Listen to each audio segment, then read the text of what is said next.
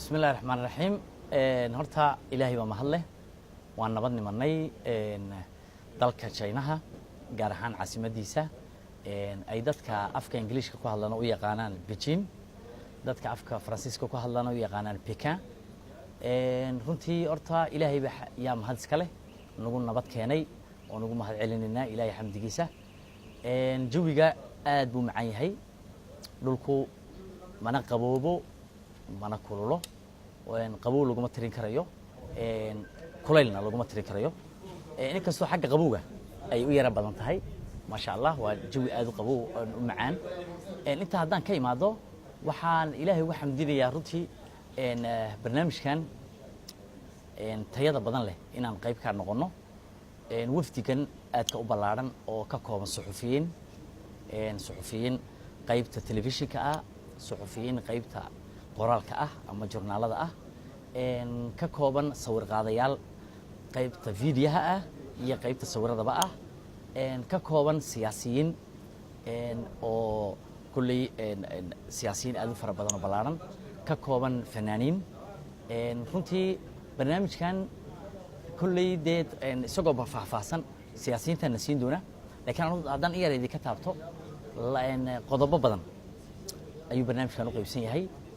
wafdiganna waxaa horkacaya haddii ilaahay yidhaahdo madaxweynaha dalka mudane ismaaciil cumar geelle xaaji ismaaciil cumar geelle oo isaguna britole iman doona caasimadda dalka Chinaha ee Peking marka intaa ka imaado barnaamijkan qodobo fara badan ayuu leeyahay laakiin laba qodob ayaan isleeyahay waa muhiim yaanu isleeyahay labada qodob hadda idin taabto qodobka koobaadi waa qodob ay ugu magac dareen qudraswa oo ay macnaheedu tahay wadadii xariirta waa wado waxa la yiri Chinahu ay ka ganacsan jireen qarniyaal fara badan ka hor oo ay xariirta ay Chinaha ku sameeyaan ay caalamka u iibgeyn jireen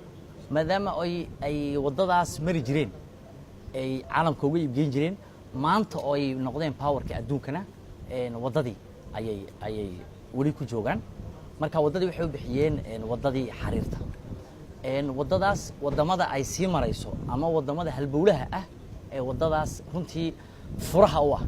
ayay jamhuuriyadda Djibouti ka mid tahay sidaas aawadeed ayaa sababtay in wafdigan ballaaran oo madaxweyne Geelle horkacayo ay dalka Chinaha ku sugnaadaan waa qodobka koowaad waa qodobka labaad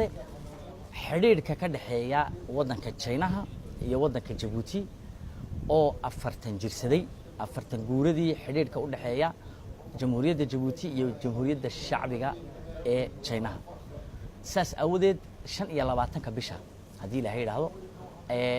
hotelka weyn Kempinski ee ku yaala caasimadda Beijing ayaynu xaflad weyn lagu qaban qaabin doonaa insha Allah taala kulli ganacsatada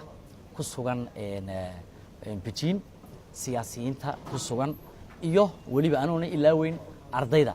ku sugan ayaa kulli nasiib u heli doonto ka soo qayb gali doonta xafladaas waxa insha Allah taala ka soo qayb gali doona madax dalka China ka socda iyo madaxweynaha jamhuuriyadda Djibouti iyo wafdiga horkacayay oo halkaas ku sugnaan doona insha Allah intaas waxa ku dheer runtii safaaradda oon aad ugu mahad celinayno soo dhaweyntooda iyo sida noo qabteen runtii aad baan uga mahad celinayna ma hadaan la koobi karin